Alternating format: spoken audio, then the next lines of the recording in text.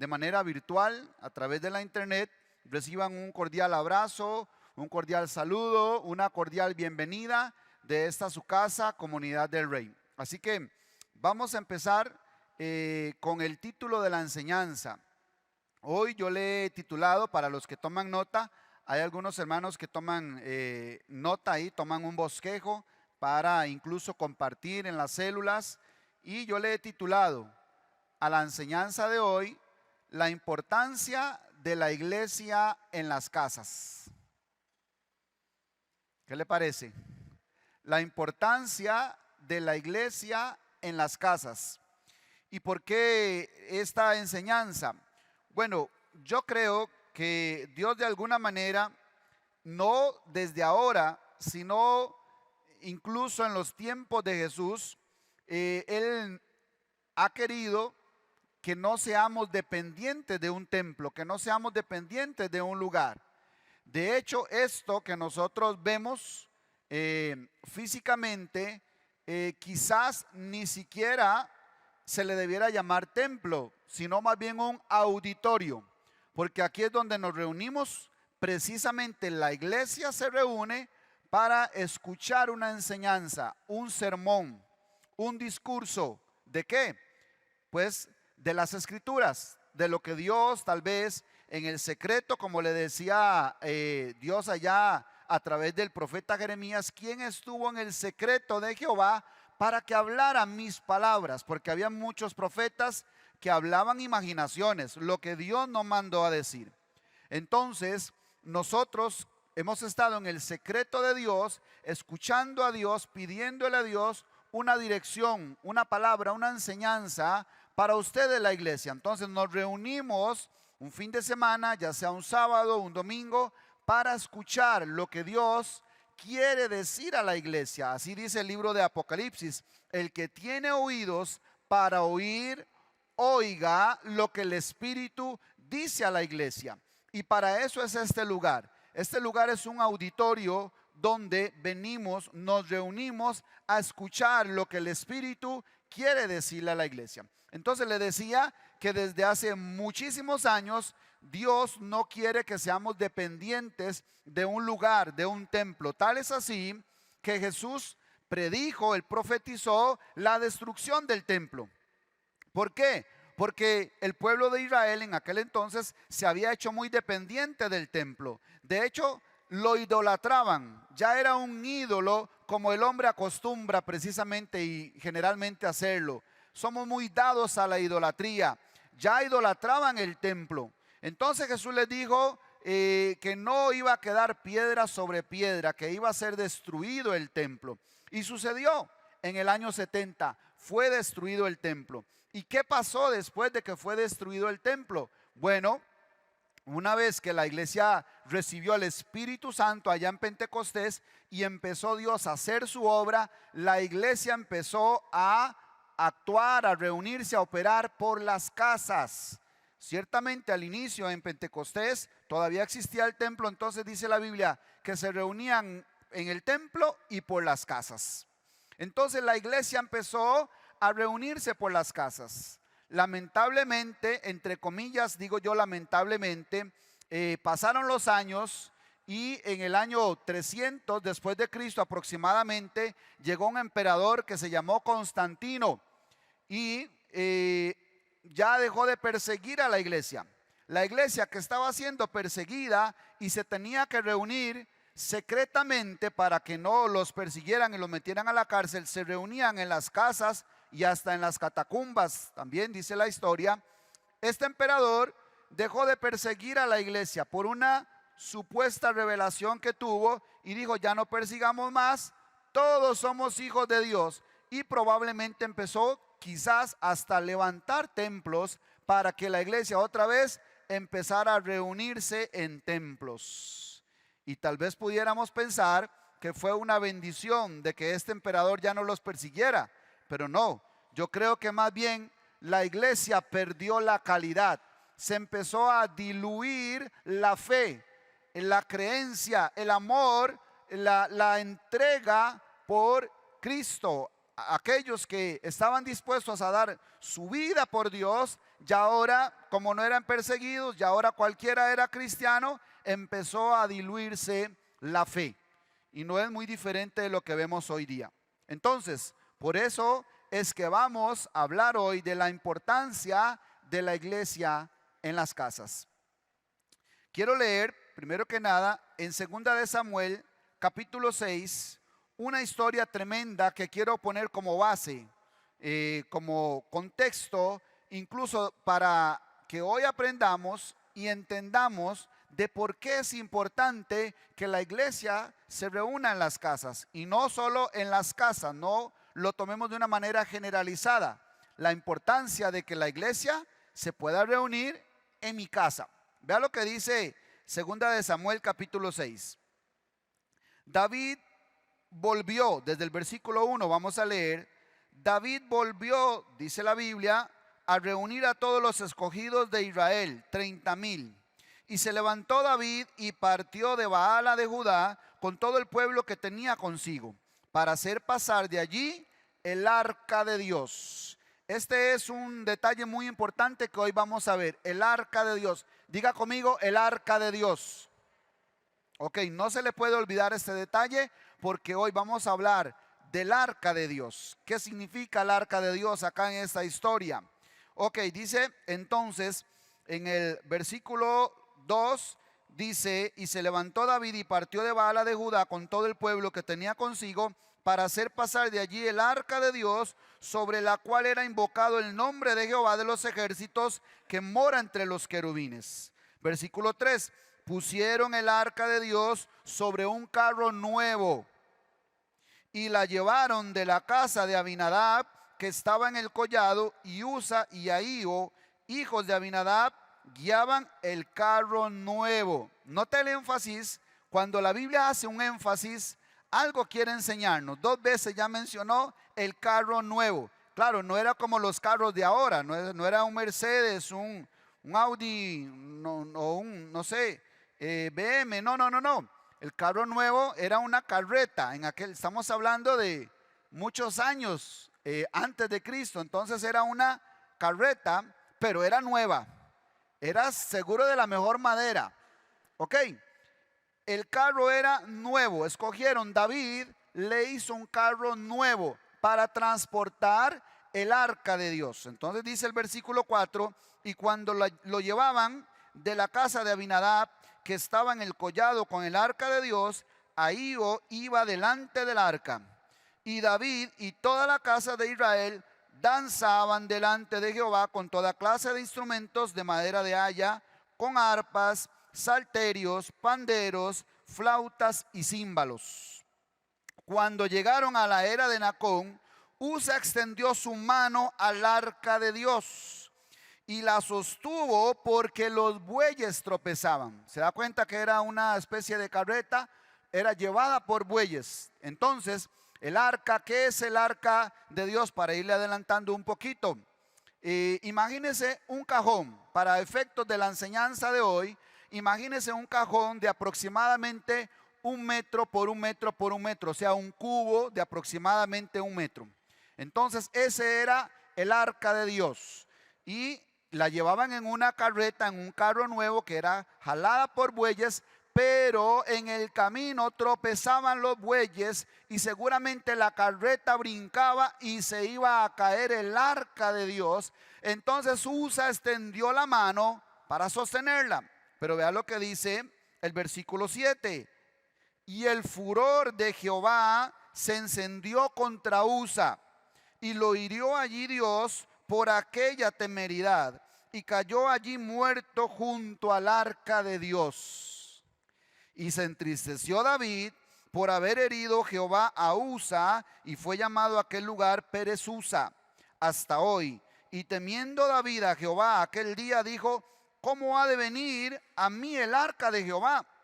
De modo que David no quiso traer para sí el arca a la ciudad de David y la hizo llevar David a casa de Obed Edom Geteo. Versículo 11.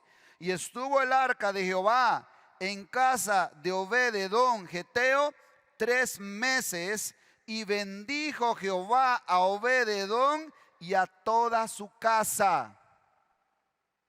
No era que mataba el arca entonces, y más bien a Obed-edom ahora está siendo bendecido. Tal es así que vea lo que dice el versículo 12. El versículo 12 dice: fue dado aviso al rey David. Ya esto 3 meses después, dice: fue dado aviso al rey David diciendo: Jehová ha bendecido la casa de Obed-edom y todo lo que tiene a causa del arca de Dios. O sea, la bendición era por el arca de Dios, era a causa del arca. No era por Obed-edom, no era por lo que tenía, por lo que hacía, ni por los que estaban con él. La bendición era a causa del arca de Dios. Dice acá: entonces David, ni tonto que sea, dice, fue y llevó con alegría el arca de Dios de casa de Obed-edom a la ciudad de David. Amén. Esta es una historia tremenda que está en la Biblia, que nos deja una enseñanza poderosa que nosotros necesitamos entender. Primero que nada quisiera decirle algo: ¿por qué el arca de Dios no está en Israel? Está en otro lugar. ¿Y dónde estaba y de dónde la está trayendo David? Bueno, resulta que en los tiempos del sumo sacerdote Elí, pues primero voy a irme más atrás todavía. ¿Qué es o qué era el arca de Dios? Cuando Dios le pide a Moisés que levante el tabernáculo, en aquel entonces una tienda, lo que simulaba el templo donde se hacían los ritos, las ceremonias, se hacían todos los sacrificios en el tabernáculo de Moisés. Había un lugar en ese tabernáculo que se llamaba el lugar santísimo, porque el tabernáculo estaba dividido en 3 secciones: los atrios, que era el exterior del templo o del tabernáculo.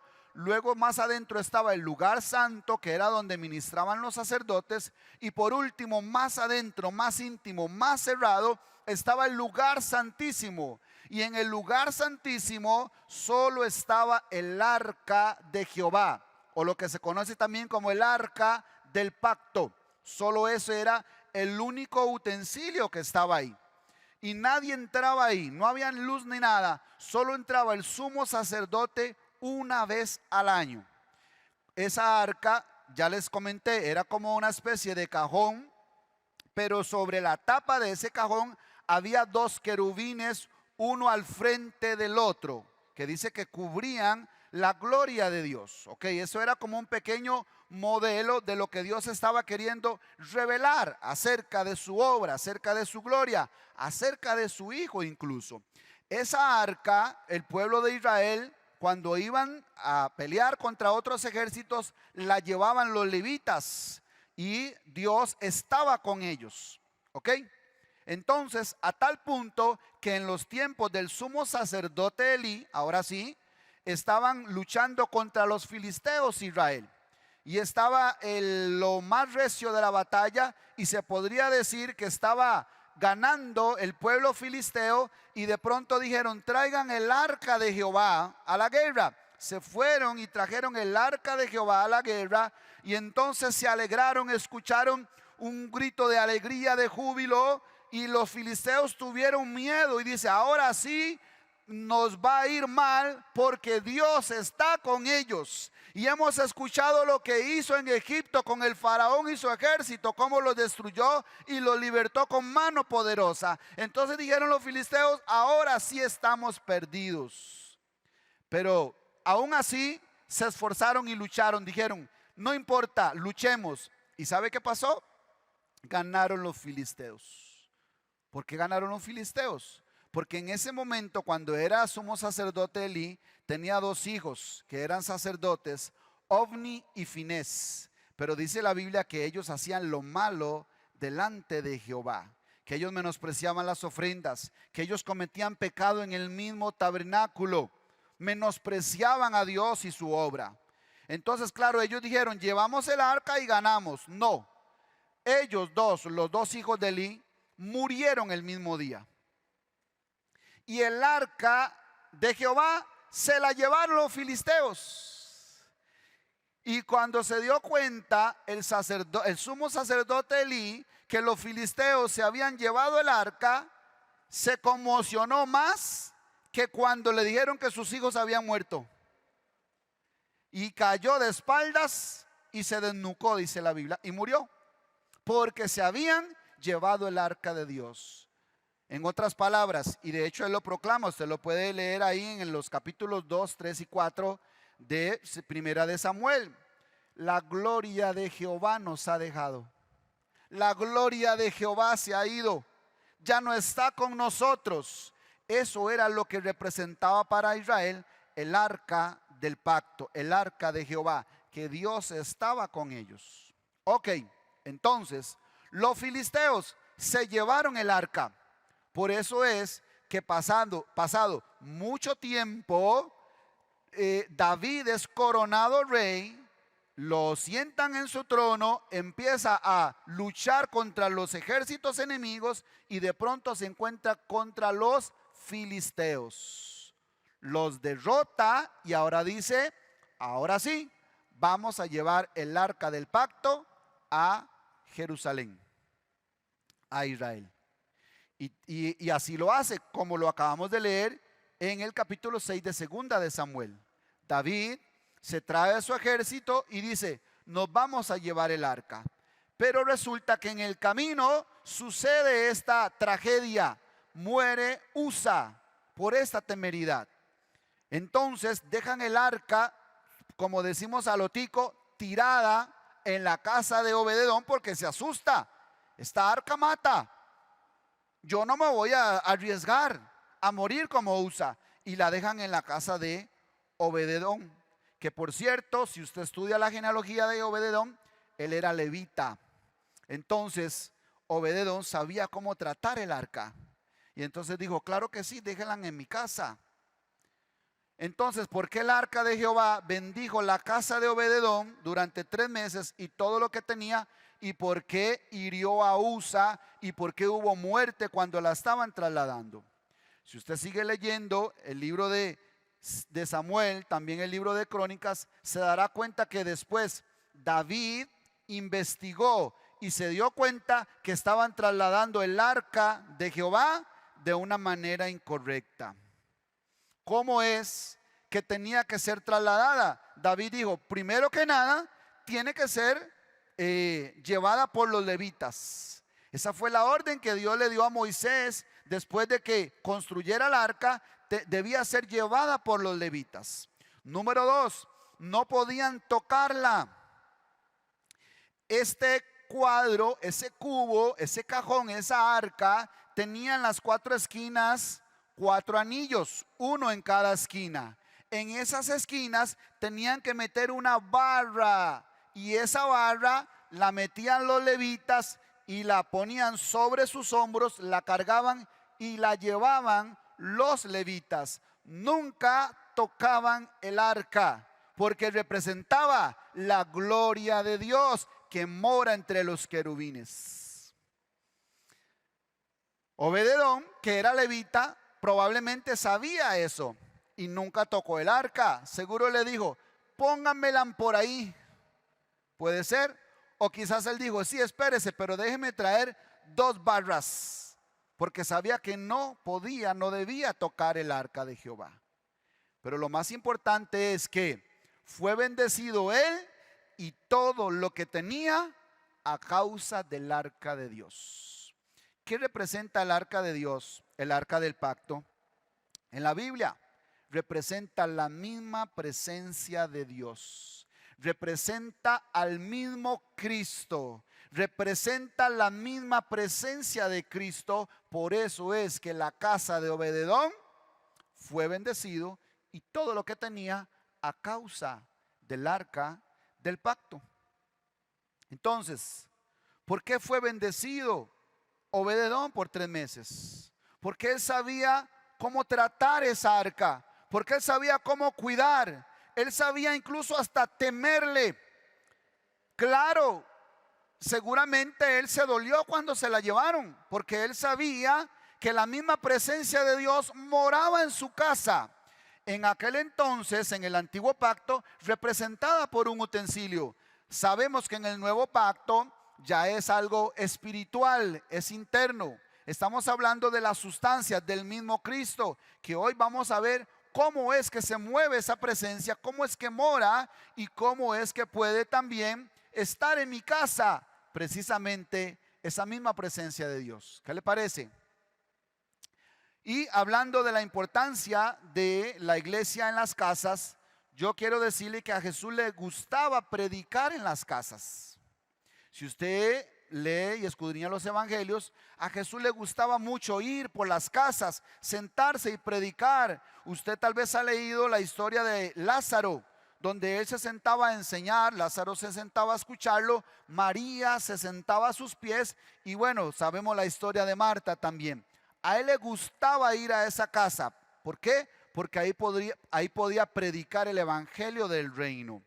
Y dice que él pasaba muchas veces por la casa de Lázaro y sus hermanas. También él pasó por la casa de Zaqueo, vio a un cobrador de impuestos pequeñito, se subió a un árbol y vio que él tenía hambre, tenía sed, quería conocerlo y le dijo: Zaqueo, baja de ahí, porque hoy es necesario que yo pose en tu casa. Y pasó a la casa de Zaqueo y predicó y había mucha gente ahí. Y luego sucedieron cosas tremendas en esa casa. Luego también él pasó, por lo menos lo que registra la Biblia, a la casa de Simón, de un fariseo. Jesús no hace acepción de personas. A la casa de Simón, un fariseo, y él estaba predicando también y estaba dando oportunidad para ver cómo trataban su presencia, para ver cómo lo trataban a él. Por eso le dijo también en una ocasión a Marta: Marta, Marta, afanada y turbada estás con muchos quehaceres. María ha tomado la mejor parte, porque María estaba a sus pies escuchándolo, adorándolo, amándolo, anhelándolo. Entonces María sí sabía cómo tratar su presencia en su casa. Mas sin embargo, Marta solo estaba preocupada por cómo estaba el lugar externo. Y le sucedió lo mismo a Simón. Cuando llegó una mujer ahí en la casa de Simón y le lavó los pies, los enjugó, le echó un perfume. Y este hombre en su corazón estaba murmurando de esa mujer y decía: si Jesús supiera quién es esa mujer, no la dejaría hacer eso. Pero Jesús sabía y le dijo: Simón, yo llegué a tu casa, no me lavaste los pies. Y esta mujer no ha dejado de enjugarlo con sus lágrimas. Simón, yo llegué a tu casa, no me diste beso en la mejilla. Y esta mujer no ha dejado de besar mis pies. ¿Qué le parece? Jesús llega a una casa y él va a notar cómo se le trata, cómo se le atiende, cómo vemos y anhelamos su presencia en esa casa. Y así lo hizo en muchas casas. Incluso él predicaba mucho en su propia casa. Él usaba la casa donde él vivía también, porque a él le gustaba predicar en las casas. Yo estoy casi seguro que usted no sabía que la casa donde abrieron un hueco en el techo era la casa de Jesús. Si nosotros escudriñáramos la Biblia, ya sabríamos eso. Por ejemplo, vayamos a Marcos. Marcos capítulo 2, porque este es un detalle, creo yo, bonito, refrescante, donde Jesús predicaba incluso en su propia casa. Dice Marcos capítulo 2, versículo 1, dice así. Vamos a leer las escrituras. Dicen Marcos: ¿cómo sabe, pastor, que era la casa de Jesús? Bueno, porque he escudriñado las escrituras y lo encontré en Marcos capítulo 2, donde dice, versículo 1: entró Jesús otra vez en Capernaum después de algunos días y se oyó que estaba en casa. Versículo 2: e inmediatamente se juntaron muchos, de manera que ya no cabían ni aún a la puerta, y les predicaba la palabra. ¿Qué es lo que quiere Jesús que se haga en las casas? Que se predique la palabra. Versículo 3: entonces vinieron a él unos trayendo un paralítico que era cargado por 4, y como no podían acercarse a él a causa de la multitud que estaba en la casa de Jesús, descubrieron el techo donde estaba y haciendo una abertura bajaron el lecho en que yacía el paralítico. Y entonces cuando Jesús vio eso, dijo: muchachos, ¿qué les pasa? ¿Por qué me destruyen el techo? No, no dijo eso. Dice que se maravilló al ver la fe de ellos, porque a Jesús no le interesa lo material, cuidar lo material. Él sabe que esos son recursos para alcanzar, ganar lo espiritual. Jesús nunca buscó las cosas de la tierra, Él buscó las cosas de arriba. Entonces Él lo que estaba viendo era la fe de ellos. Seguramente ya después dijo: usted, fulano y sutano, arreglen ese hueco por favor, punto. Porque Él sabía que todos los recursos son de Dios, son para Dios y tienen que ser usados para el reino.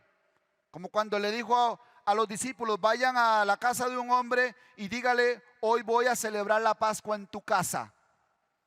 Y entonces vayan por aquí, por allá. Cuando salga un hombre, dígale: el maestro dice así, hoy voy a celebrar la Pascua en tu casa. Así lo hicieron. ¿Y qué dijo el dueño de la casa? Sí, Señor. Porque el Señor dice: mío es el mundo y su plenitud. Pero ¿para qué Él va a usar esto? Para el reino, para lo de arriba, para lo celestial. Eso es lo que le interesa a Jesús. Y la iglesia primitiva entendió también la importancia de que se predicara Cristo, de que se predicara el reino por las casas.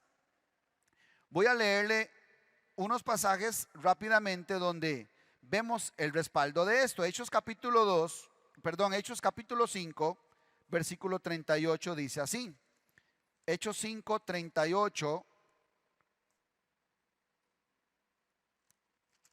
dice: y ahora os digo, apartaos de estos hombres y dejadlos, porque si este consejo o esta obra es de los hombres, se desvanecerá. Ahí es donde nos damos cuenta si algo es de Dios o es de los hombres. Dice: mas si es de Dios, no la podréis destruir. No seáis tal vez hallados luchando contra Dios.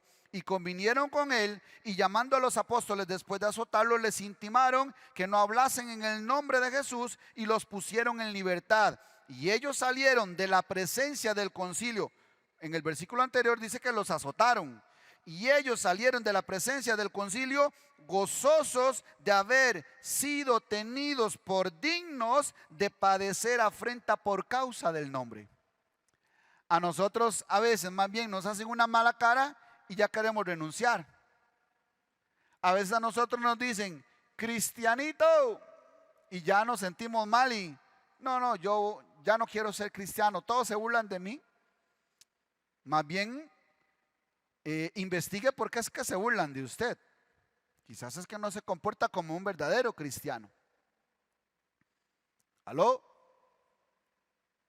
Pero estos discípulos se sintieron dignos de haber padecido por el nombre de Cristo. Pero ese no es el punto. Vamos al 42, versículo 42, dice: y todos los días, eso es importante que lo subrayemos, y todos los días en el templo y por las casas no cesaban de enseñar y predicar a Jesucristo. Todavía en este tiempo estaba el templo. Entonces enseñaban por el templo y por las casas, predicaban a Cristo. No hacían otra cosa, predicaban a Cristo. Pero leamos otro pasaje en 1 Corintios 16, 19. Dice 1 Corintios 16, 19, hablando de la iglesia en las casas. Vea lo que dice 1 Corintios 16, 19. Dice, este es el apóstol Pablo, dice: las iglesias de Asia os saludan. Hablándole a los corintios, dice: Aquila y Priscila con la iglesia que está en su casa. No me está hablando de un auditorio, no me está hablando de templos. Dice: la iglesia que está en su casa. Hablando de Aquila y Priscila, dice: os saludan mucho en el Señor. Otro pasaje en Colosenses 4:15, dice Colosenses 4:15. Colosenses 4:15 dice así: saludad a los hermanos que están en la Odisea, y a Ninfas y a la iglesia que está en su casa. Pastor, yo no sabía que había iglesias en las casas. o que en una casa había una iglesia, o que se podía hacer una iglesia en la casa. ¿Qué me está diciendo, pastor? Es que, mi hermano, lo primero que debemos entender es ¿qué es la iglesia? La iglesia no es un lugar, la iglesia no es un edificio, la iglesia somos nosotros. Y necesitamos entender la importancia de la iglesia en las casas. Último versículo en Filemón. Filemón capítulo 1. Este siempre es el apóstol Pablo, le dice a Filemón. Filemón capítulo 1, versículo 1 al 7 dice así. Para ver el contexto. Pablo, prisionero de Jesucristo, y el hermano Timoteo, al amado Filemón, colaborador nuestro. Parece que Filemón era un hombre pudiente, un hombre que estaba bien acomodado materialmente y financieramente. Dice a Filemón y a la amada hermana Apia y a Arquipo, nuestro compañero de milicia, y a la iglesia que está en tu casa, le dice a Filemón. Y a la iglesia que está en tu casa. Por eso Filemón también era un colaborador de él. Dice: gracia y paz a vosotros de Dios nuestro Padre y del Señor Jesucristo. Doy gracias a mi Dios, haciendo siempre memoria de ti en mis oraciones, le dice a Filemón, porque oigo del amor y de la fe que tienes hacia el Señor Jesús y para con todos los santos, para que la participación de tu fe sea eficaz en el conocimiento de todo el bien que está en vosotros por Cristo Jesús, pues tenemos gran gozo y consolación en tu amor. Todo esto se lo está diciendo a Filemón, porque por ti, oh hermano, han sido confortados los corazones de los santos. Porque él estaba poniendo su casa al servicio de Dios. Entonces, por tu amor, por tu fe, dice, por ti están siendo consolados todos los santos. Entonces, mis amados, yo creo que una de las cosas que nosotros necesitamos entender es la importancia que tiene la iglesia en las casas. Y para eso yo quiero compartirte solo 4 beneficios. Hay muchos, pero quiero compartirte 4 beneficios de reunir a la iglesia en mi casa. Para los que toman nota, puede tomar ahí nota y apuntar. 4 beneficios de reunir a la iglesia en mi casa. Número 1, primer beneficio. Número 1, Cristo está presente. ¿Se acuerdan de Obed-edom? ¿Por qué fue bendecida la casa de Obed-edom y todo lo que tenía? Porque el arca del pacto estaba ahí. Y el arca del pacto es un tipo de Cristo, es un símbolo de Cristo, es una figura de Cristo, de la presencia de Dios. Entonces, el primer beneficio que hay cuando yo reúno a la iglesia en mi casa es que Cristo está presente. Pregunta, ¿a cuánto les gustaría que Cristo llegue a su casa? Vamos a ver, levante la mano. Levante la mano si a usted le gustaría que Cristo llegue a su casa. Muchas gracias. ¿Y cómo va a llegar Cristo a su casa? Si Él es espíritu, pero Él tiene un cuerpo que es la iglesia.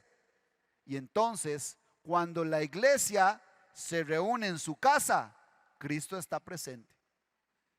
En Mateo capítulo 18, versículo 20, dice así. Mateo 18, 20 dice: porque donde están 2 o 3 congregados, o sea, reunidos en mi nombre, allí estoy yo en medio de ellos. Usted se sabía ese versículo, ¿verdad? Se lo han repetido, usted lo ha repetido, usted lo ha leído. Donde hay, porque la Biblia dice que donde hay 2 o 3 en mi nombre, ahí estaré yo. Sí, la Biblia dice eso. Pero es que usted se imagina que cuando se reúnen 2 personas, Cristo llega, viene, baja. Y no, un momento. Algo estamos entendiendo mal. ¿Cómo, pastor? Si ahí dice que cuando se reúnen 2 o 3 en su nombre, ahí está Él en medio de ellos. Sí, porque hay 2 o 3 miembros de su cuerpo. Cuando hay uno, o sea usted, solo hay un miembro. Pero cuando hay 2 o 3, hay varios miembros que forman un cuerpo, que es el cuerpo de Cristo, que es la iglesia. Entonces, cuando nosotros nos reunimos en el nombre de Cristo, o sea, a predicar a Cristo, a buscar a Cristo, a escuchar a Cristo, a anhelar, a comerlo. Por cierto que esta es la verdadera cena del Señor. La verdadera cena del Señor tiene que ver con la reunión, no tiene que ver con comer ni tomar nada. La iglesia católica, la iglesia tradicional, que ha sido la que ha estado en el poder mundialmente, precisamente cree que cuando celebran la Eucaristía, eso se convierte literalmente en el cuerpo y la sangre de Cristo, o sea, que Cristo se hace presente. ¿Por qué? Porque no entendieron precisamente la revelación y la palabra del Espíritu Santo. Y se quedaron en ritos, cuando Jesús más bien vino a acabar con los ritos. Porque he aquí haré un nuevo pacto con mi casa Israel, pondré mis leyes en sus mentes y las escribiré en sus corazones. Antes era externo, ahora es interno, espiritual.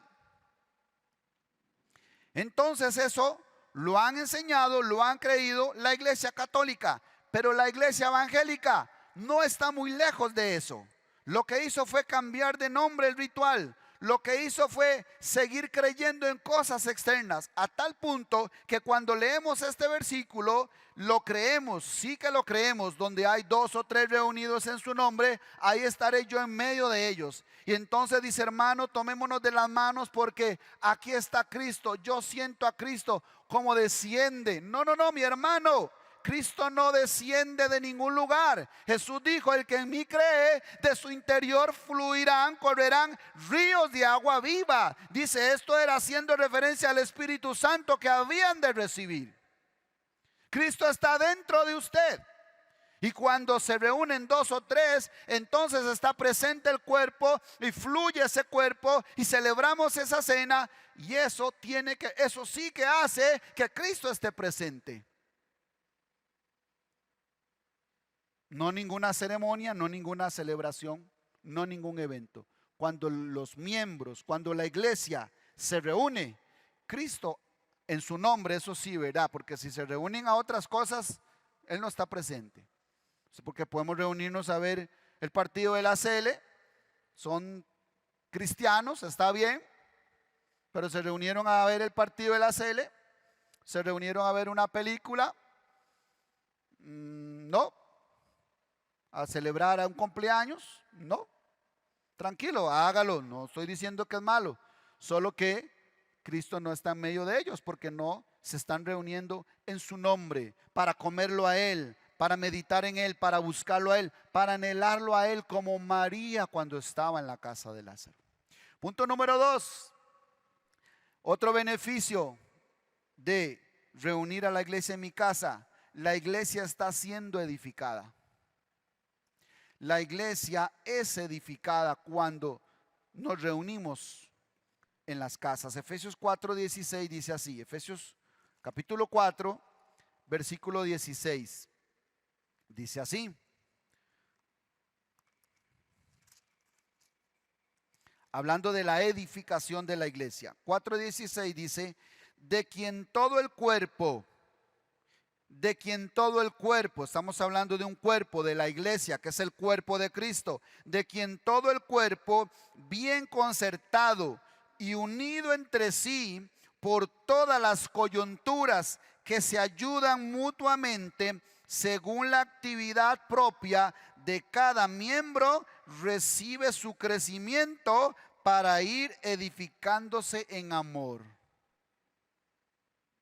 Otra vez, cuando se reúne el cuerpo, fluye por medio de las coyunturas, según la gracia, según la actividad propia de cada miembro, y entonces la iglesia crece, es edificada en amor. Se está edificando la iglesia. ¿Qué dijo Jesús? Sobre esta roca edificaré mi iglesia. Jesús está edificando su iglesia. Pero ¿cómo la edifica? Cuando se reúnen los miembros. Ciertamente aquí nos reunimos los miembros. Pero aquí prácticamente lo que hay es un monólogo, un sermón, un discurso, donde usted escucha a Dios. Esa palabra es sembrada en su corazón y luego pues dará fruto. Pero no hay una interacción donde fluya a través de las coyunturas como lo puede haber en las casas. Que de aquí salta el tercer beneficio. Beneficio número 3. Número 3. Se desarrollan los dones de los miembros. Vea lo que dice Primera de Corintios 14:26. Primera de Corintios 14:26. ¿Cuál dije? Número 3. Se desarrollan los dones de los miembros, o sea, la actividad propia. Porque en un cuerpo hay diferentes miembros. Hay manos, hay pies, hay boca, hay ojo, hay oído. Somos diferentes. Así también sucede en el cuerpo de Cristo. Hay diversidad de dones. Dice 1 Corintios 14:26. ¿Qué hay pues, hermanos? Cuando os reunís, cada uno de vosotros tiene salmo, tiene doctrina, tiene lengua, tiene revelación, tiene interpretación. Hágase todo para edificación. Entonces, cuando la iglesia se reúne por las casas, ya es un grupo más pequeño. ¿Se imagina que yo trate de interactuar con todos ustedes? No podemos, no nos da el tiempo, no nos da la capacidad, por lo menos a mí, de interactuar con todos.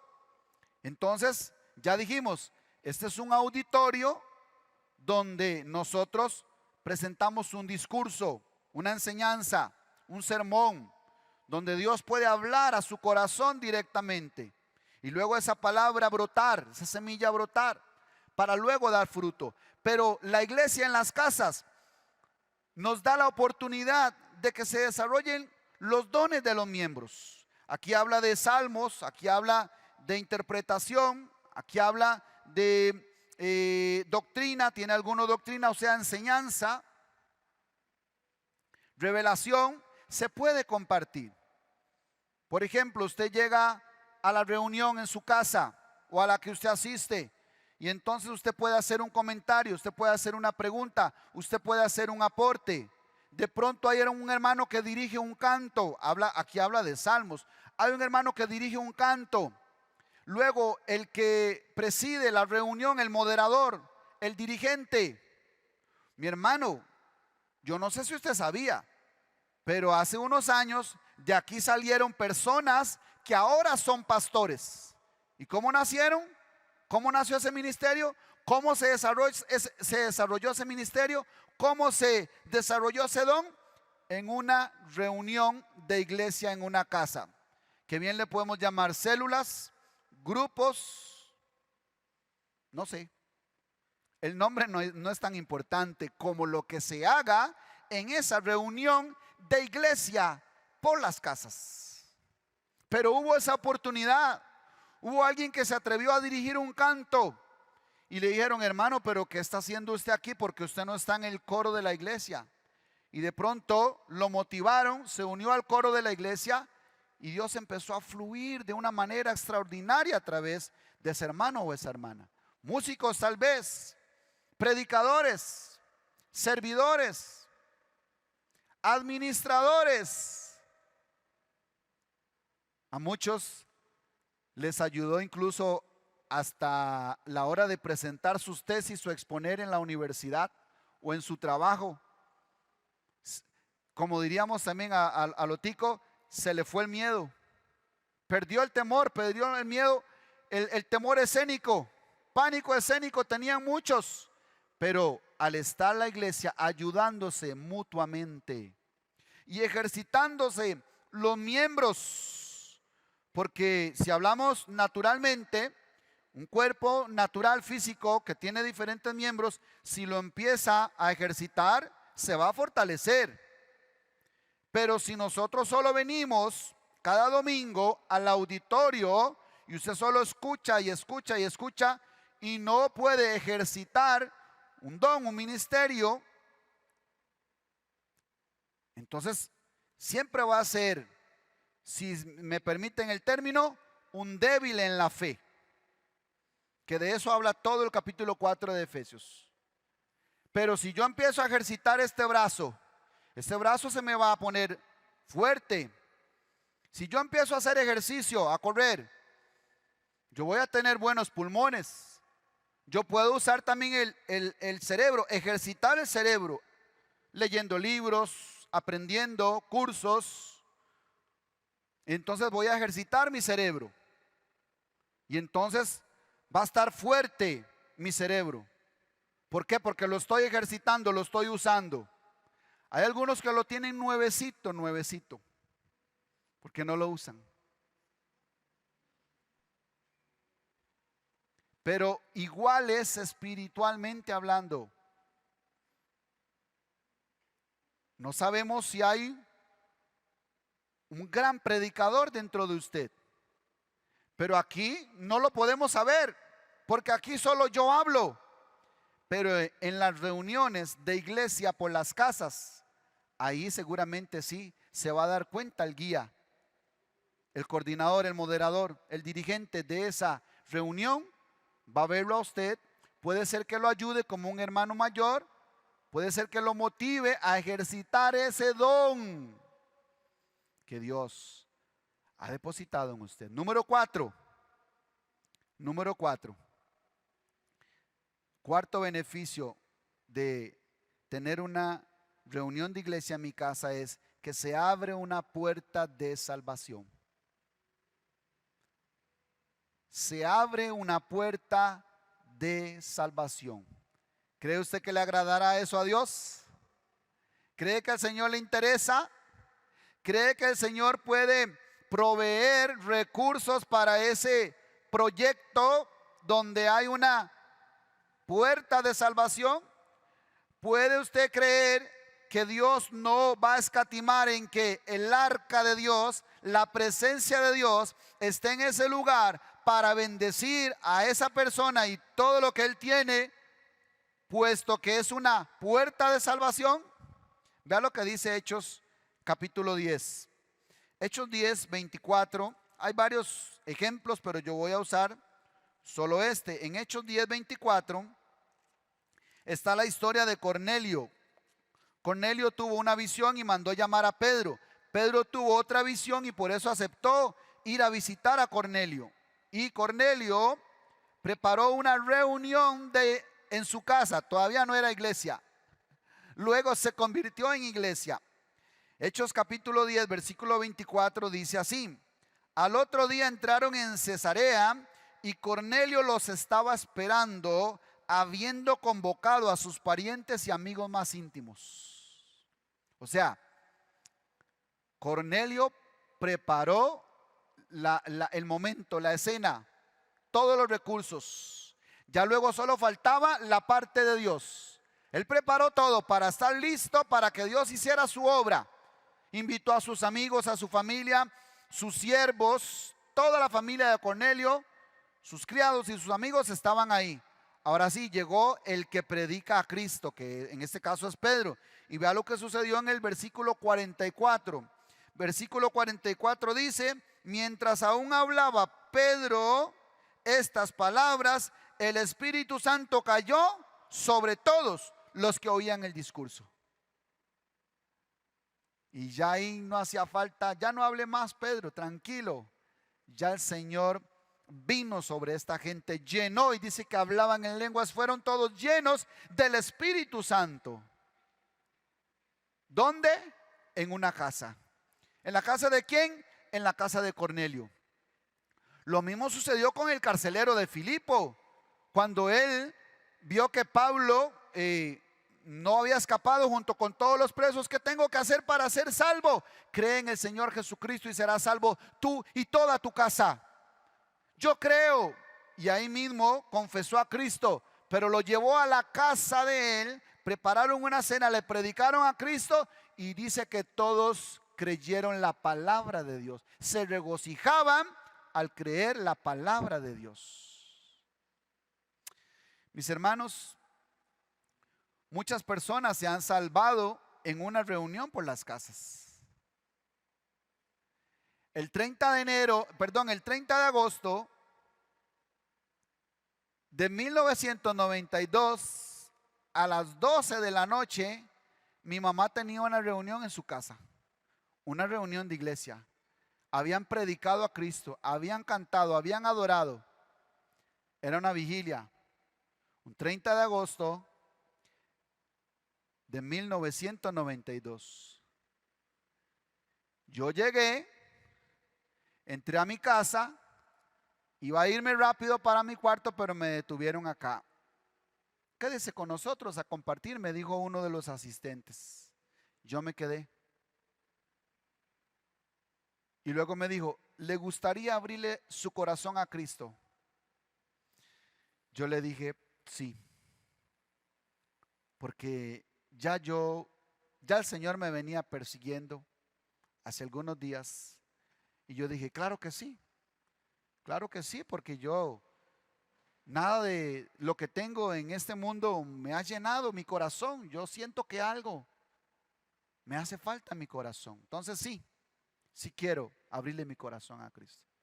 Le abrí mi corazón a Cristo, lo confesé como mi Señor. Le dije, entra en mi vida, te entrego mi vida, hazla de nuevo. Y desde esa fecha hasta hoy, el Señor contestó mi oración. Me tomó en serio, porque yo lo tomé en serio ese día. Pero si mi mamá no hubiera hecho una reunión de iglesia en su casa, yo no sé. ¿Dónde estaría yo? ¿Qué hubiera pasado? Muchas personas se han salvado, probablemente aquí hay muchas de esas, se han salvado en una reunión en una casa. Necesitamos más Cornelios, necesitamos más carceleros que reúnan a su familia y a sus amigos. Y gloria a Dios por mi madre, que le gustaba hacer reuniones en su casa. La mies es mucha, pero los obreros son pocos. Por eso Jesús dijo, rueguen al Señor de la mies que envíe obreros. Póngase de pie, por favor.